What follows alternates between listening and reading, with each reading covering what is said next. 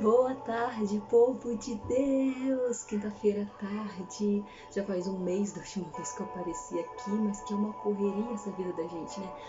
Faz uma coisa aqui, faz uma coisa ali, quando a gente vê, os dias passam e o tempo passa.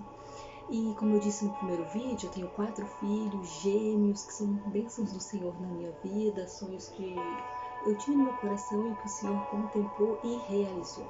Mas que nem todo dia, como para mim, como para você, nem todo dia é um dia fácil, né? Ou tem dias melhores, dias piores. E é sobre isso que eu quero falar com você hoje. Sobre não olhar para circunstâncias, ou sobre olhar além das circunstâncias, além dos obstáculos, além da tempestade. Porque nem sempre, nem todo dia vai ser um dia que você vai dizer, ufa, hoje eu atingi todas as minhas metas, ufa, hoje eu consegui chegar. Então, há dias que é impossível persistir, mas é possível, ou que o nosso possível é continuar caminhando. Há dias que as coisas não são tão fáceis quanto em outros dias. E para falar melhor sobre esse assunto, eu quero falar com vocês sobre Pedro, o apóstolo Pedro, sobre a passagem que se encontra em Mateus 14, que fala sobre quando Pedro ele anda sobre as águas. Jesus ele pregava para uma grande multidão. E aquela multidão seguia ele, e ele pediu à multidão e pediu para os discípulos irem à frente. E daí, enquanto os discípulos foram à frente, depois ele despediu a multidão, ele foi ficar sozinho um pouco, ele foi orar. Da mesma forma que nós precisamos orar, Jesus, o próprio Deus, tira algum tempo para orar, tira algum tempo para falar com o Pai. Então, quem dirá nós, né? Se não temos que tirar um tempo para orar, se não temos que tirar um tempo para falar com Deus, né? Então, daí alta madrugada, diz a palavra, Jesus ele voltava. E como o barco tinha se afastado, ele vinha andando sobre as águas. Os discípulos, vendo Jesus andando sobre as águas, ao primeiro momento eles pensaram que fosse o quê? Que fosse um fantasma, que fosse alguma assombração, algo assim. E daí nisso eles se assustam e Jesus fala para Pedro, não, calma, sou eu. E daí sou eu o mestre. E daí Pedro fala, Senhor, se o Senhor é o mestre, me chama para ir contigo, me faz andar sobre as águas. E nisso vem, Jesus fala para Pedro, e Pedro pega e vai. Em primeiro momento, Pedro ele anda sobre as águas, mas quando ele olha para o vento, quando ele olha para a tempestade, ele começa a afundar. E ele começa a afundar e ele fala, mestre, me ajuda. E o Senhor imediatamente pega na mão de Pedro e ajuda ele. Ele fala, homem de pouca fé, por que duvidastes? E o que isso nos ensina hoje? Nos ensina que muitas vezes nós estamos andando, muitas vezes nós estamos levando nossa vida e a maioria do tempo nós focamos aonde? Na tempestade, como Pedro fez. Enquanto ele andava rumo a Cristo, rumo ao alvo, quando ele obedecia a voz de Deus e seguia, ele andava sobre as águas. Quando ele se ocupou com o vento, quando ele prestou atenção no vento, quando ele prestou atenção nas fortes ondas, ele começou a afundar. E o Senhor disse para ele, por que duvidastes? Isso acontece com a gente quando nós ficamos muito preocupados. A própria palavra do Senhor diz que nós devemos nos preocupar com o dia de amanhã. A palavra do Senhor nos diz que se Ele cuida do lírio do campo, se Ele cuida das aves, porque Ele não vai cuidar da gente? E nós ficamos ansiosos, nós nos preocupamos, e isso gera uma ansiedade, isso gera muita preocupação e um mal desnecessário para a nossa vida. Que se nós pegarmos e olharmos para Deus, olharmos para as promessas de Deus para a nossa vida, olharmos para o que Deus tem lá na frente, seguir o alvo que é Cristo, a gente não vai afundar. E é sobre a gente ter resiliência independente da situação. Tem Noé, que nós conhecemos bem, da arca, que ele construiu a arca, que chamou os animais e que houve um dilúvio. E Noé, em Gênesis 20, nos diz que depois de todo aquele dilúvio, Noé queria saber como estava lá fora. Noé queria saber se ele poderia sair, de que forma que ele deveria fazer. Então, primeiro ele manda um corvo e o corvo volta. Ele manda uma pomba e a pomba volta. Até que a pomba vai e volta com galinha. Ele manda a pomba novamente e a pomba ela não volta. Ou seja, ele viu que então tinha terra seca, porque a pomba não voltou mais. E isso mostra o quê? O que Noé nos ensina nessa passagem de Gênesis 20? Nos ensina que nós temos que saber como que estão as circunstâncias e aonde que está a nossa tempestade, qual circunstância que nos param, se são circunstâncias externas ou se são circunstâncias internas. Noé sabia Noé, na verdade, não sabia o que tinha lá fora. Noé sabia que, independente do que tivesse lá fora, ele teria que sair daquela arca. Em algum momento, senão ele morreria na arca. Então, ele foi ver, soltou o pássaro não voltou, ele falou, então, tem terra seca, eu posso sair. Sem nem ter ideia do que esperava ele lá fora, ele creu no Senhor, nas promessas que o Senhor tem na vida dele, e ele saiu. E diz que quando ele sai da arca, a primeira coisa que ele faz é glorificar o nome de Deus, é levantar um altar, e o Senhor recebeu isso e fez o melhor, cumpriu todas as promessas na vida de Noé. Isso nos ensina muito, porque às vezes a nossa tempestade não está fora, a nossa tempestade está aqui dentro. Então, às vezes, nós pararmos e analisarmos a situação, pararmos e analisarmos aonde está o problema, aonde está o obstáculo, o que está nos travando, entregar, como Noé fez quando saiu daquela arca, não sabia o que esperava ele lá fora, mas ele saiu, ele entregou para o Senhor e o Senhor deu prosperidade para Noé. Da mesma forma, nós temos que entregar para o Senhor e pedir para o Senhor mostrar onde está o nosso obstáculo. Por que nós estamos sempre na mesma situação? Por que nós vivemos muitas vezes uma vida de escassez? O problema está em mim? É algo que eu tenho que melhorar? Ou o problema está ali fora? É algo externo que eu preciso orar, que eu preciso pedir para o Senhor trabalhar na minha vida?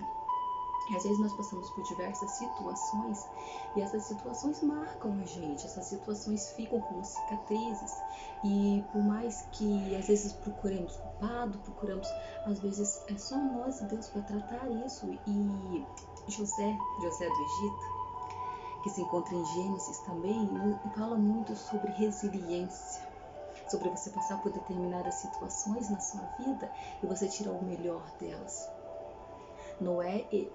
José foi vendido como escravo para os próprios irmãos.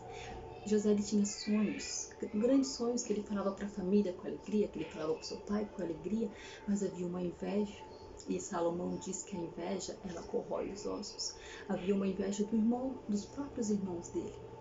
E José, ele pega e ele é vendido como escravo, resumindo a história, vendido como escravo. E daí ele vai trabalhar, e daí lá, quando ele está lá como escravo, Potifar compra ele, e ele vai trabalhar com Potifar, e ele prospera na casa de Potifar. Por quê? Porque ele tinha Deus. E se você tem Deus, independente do lugar que você esteja, você prospera. Mesmo que às vezes hoje você esteja em um emprego, você viva uma situação que você não queria estar ali, que você fala, meu Deus, mas eu não mereço mais, eu não tenho... Se você tiver Deus, independente do lugar que você estiver, você vai prosperar. E José, ele prosperou na casa de Potifar, até que a mulher de Potifar, ela armou uma situação que ele foi preso novamente. José, na cadeia de carcereiro, ele prosperava. O carcereiro gostava dele e colocava ele para resolver todas as situações, e ele prosperava. Até que chegou um determinado momento que ele revelou um sonho do copeiro e do padeiro. Ele revelou o sonho, e um deles morreu e um deles foi liberto. O que foi liberto, José pediu para lembrar dele, só que foi passando o tempo, passou cerca aproximadamente de 2 anos. E um dia o faraó teve um sonho, e nesse sonho ninguém conseguia interpretar o sonho. E esse padeiro lembrou de quem? Lembrou de José e falou, eu sei alguém que pode interpretar esse seu sonho. E foi nisso que foram lá e chamaram José. José, que poderia pensar, meu Deus, eu estou esquecido, meu Deus, eu tinha uma família, eu tinha irmãos, meus irmãos me venderam, eu estou aqui nessa cadeia, e podia murmurar, mas não, ele acreditava que os sonhos que Deus colocou no coração dele, ele acreditava que o Deus que deu aqueles sonhos para ele era capaz de realizar. E crendo naquilo, ele persistiu. E em determinado momento, no momento que Deus quis, ele foi lembrado. E ele chegou lá, ele interpretou os sonhos, e o faraó colocou, dentre o significado dos sonhos, seriam 7 anos de abundância e 7 anos de miséria.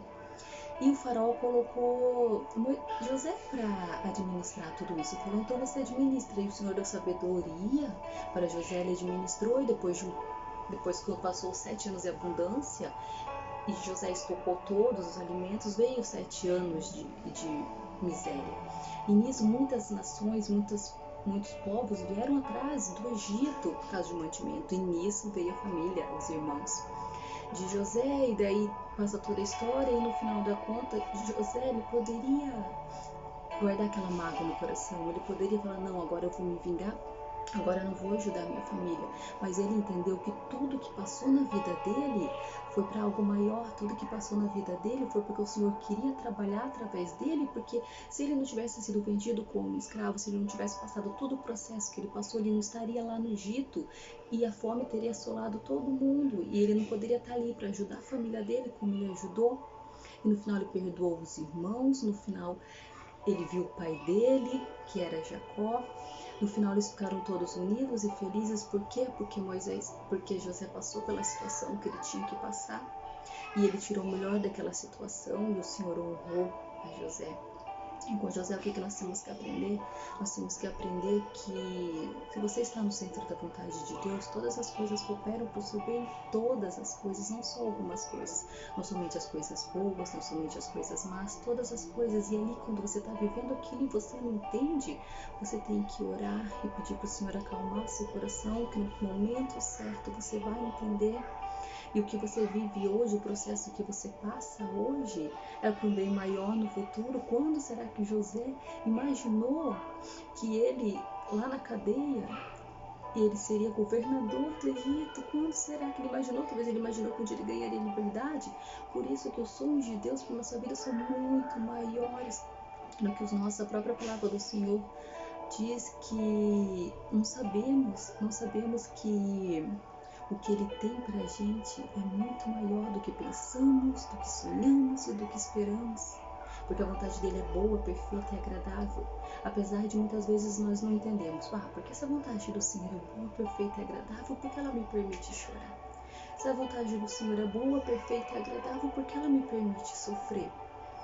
E daí é aí que a gente vê que um pai que ama, ele precisa educar. Em Mateus 7,7 o Senhor nos diz, pedi, dá-vos-se-vos-á. Batei, a porta será aberta. Então nós temos que buscar, nós temos que pedir, nós temos que buscar, nós temos que bater, persistir. Porque é o persistir em Deus, é o continuar caminhando que vai nos dar vitória, que vai deixar Deus levar a gente no caminho que a gente precisa chegar. O importante é que independente da situação que você passou, creia que tudo foi para o seu bem, continue caminhando. Há dias que você pode dar o seu melhor e há dias que você só tem que continuar caminhando e crendo que você é um escolhido, que Deus sim tem grandes planos muito maiores do que você já pensou. Em Mateus também nós encontramos que se um pai, se nós que somos falhos, nós conseguimos dar coisas boas para os nossos filhos, imagina Deus que é perfeito e que é Deus. E às vezes ele tem que dizer alguns nãos pra gente, porque ele sabe o abismo que tem depois daquela porta. Às vezes fala, Senhor, eu queria tanto isso, e o Senhor não dá, porque ele sabe que existe um abismo depois daquela porta. Mesma coisa que às vezes o seu filho pede uma faca, porque ele quer aquela faca. Por que você vai dar uma faca pro seu filho se você sabe que ele pode se matar com aquela faca? Então o seu não, a princípio, vai magoar ele vai chorar tudo, mas futuramente ele vai entender que aquela faca só ia fazer mal pra ele. Mas naquele momento ele não entende. Então é assim a vontade de Deus, é assim o trabalhar de Deus na maioria do tempo. Como diz o João, nós não entendemos, mas nós vamos entender. E o importante é persistir, não desanimar, não escutar o que as pessoas dizem sobre a sua capacidade, porque a sua capacidade, quem te deu, o seu valor, quem te dá é Deus. Creia nos sonhos que Deus colocou no seu coração, creia que tudo que você passou tem um propósito, creia que o Senhor ele vai trabalhar toda essa dor, tudo que você tem ali. Então não foca na circunstância, não foca nos obstáculos. Quanto mais você foca naquilo, aquilo vai ganhando dimensão. Então foca em Deus para Ele ganhar dimensão na sua vida, para Ele ganhar espaço. Porque se a tempestade está aqui, se o obstáculo está aqui dentro, e é isso que você tem aqui, que não deixa você continuar, entrega a Deus. Entrega ao Senhor, que é Ele que vai tratar, que Ele vai trabalhar, que vai te libertar. A palavra dele diz: conhecereis a verdade vos libertará. Só o Senhor dá liberdade. O mundo pede as coisas e nos aprisiona, mas é o Senhor que liberta. Então creia que grandes coisas o Senhor tem para a sua vida, e que tudo que você viveu até aqui cooperou para o seu bem, e que além das circunstâncias existe um Deus que te ama e te espera. Entrega a sua vida ao Senhor, viva no centro da vontade dele, e todas as coisas cooperarão para o seu bem. Amém?